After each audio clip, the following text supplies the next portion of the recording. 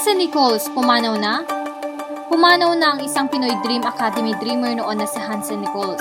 Alamin natin kung bakit siya pumanaw at ating balikan ang kanyang journey sa loob at sa labas ng showbiz. Si Hansen Nichols ay pinanganak at lumaki sa California sa kanyang Amerikanong ama at Filipinang ina kasama ang kanyang kakambal na si Jansen. Nagtapos siya sa kanyang pag-aaral sa University of San Francisco na may degree na Bachelor of Science and Economics. Dahil na rin sa kanyang Phil-Spanish na lahi, si Hansen na hindi bago sa kultura ng Pilipinas at sa industriya ng entertainment. Katunayan, kahit lumaki siya sa banyagang bansa, ay kinalakihan niya ang panonood ng mga pelikula at dramang Tagalog kung saan ay sinusubukan pa nga niyang gayahin ang mga dialogue ng mga artistang Pinoy. Ito din ang dahilan kung bakit niya natutunan ang wikang Filipino at hindi siya nahirapan na aralin ito. Bata pa lang ay pangarap na niyang maging isang mga awit. Meron silang singing machine kaya naman nagsimula siyang kumanta dito at nahasa ang kanyang pagkanta. Kinalaunan ay sumali siya sa choir at sumali sa mga lokal na pagtatanghal sa pag-aawit. Nagkaroon siya ng determinasyon na pasukin ang Philippine showbiz, ngunit muntik itong hindi mangyari nang dahil sa isang aksidente. Taong 2001 na maaksidente siya sa minamanehong sasakyan kasama ang ina sa Freeway Sacramento, California.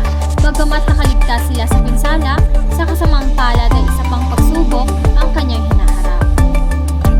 Ilang araw matapos ang aksidente na mapansin niya na may bukol sa kaliwang leeg, kaya naman ay pumunta siya sa ospital upang ito ay mapatignan.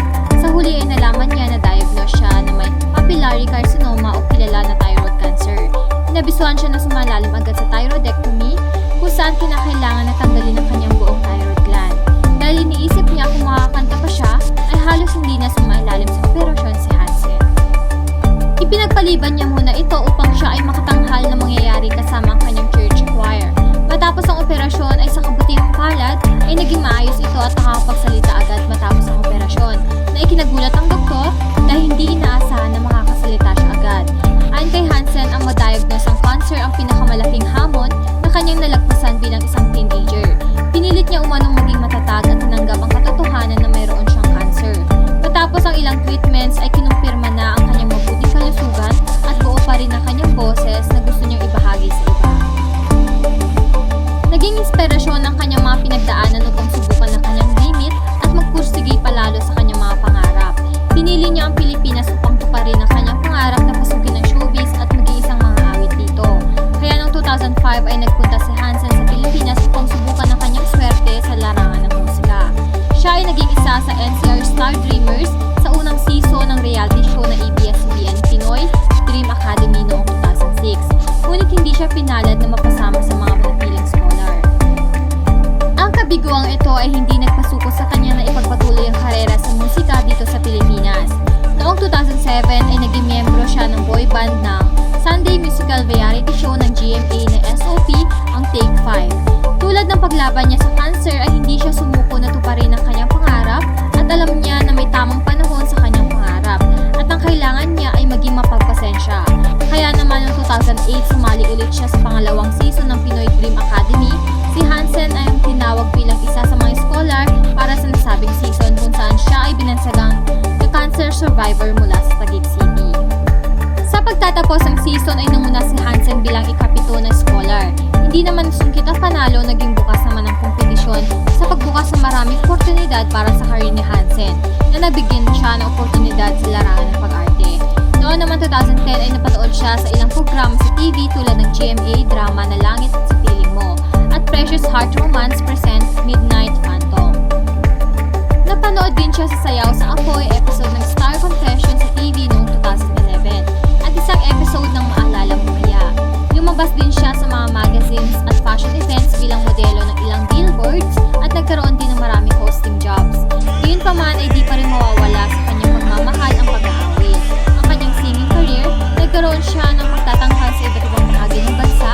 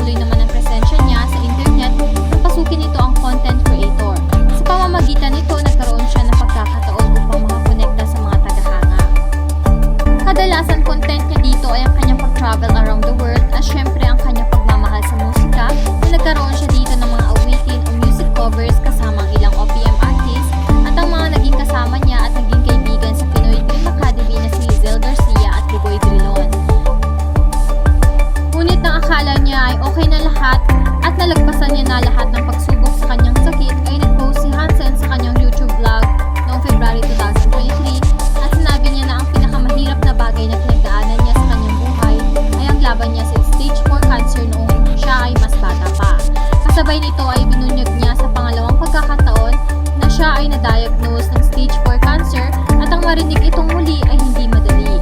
Ibinahagi niya ang kanyang kwento sa vlog upang maibahagi ang kaalaman kung ano ang pinagdadaanan niya upang labanan ang nakakatakot na sakit na cancer.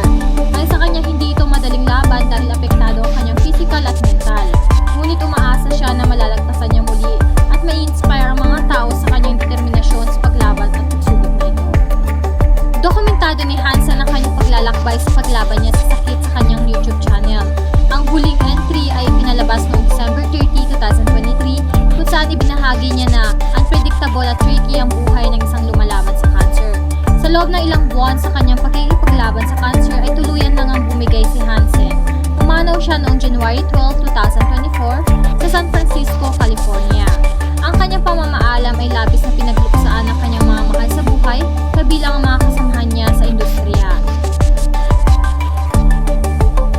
Isa sa pinaka-apektado ang kanyang naiuring na pinakamatalik na kaibigan sa industriya na si Bigoy Drilon. Binahagi niya sa Instagram ang kanyang photo at videos na kasama si Hansen bago ito pumanaw. At nagbigay siya ng mahabang mensahe ng pamamaalam kay Hansen na nagpapasalamat siya sa mabuting kaibigan at mahal na mahal niya ito.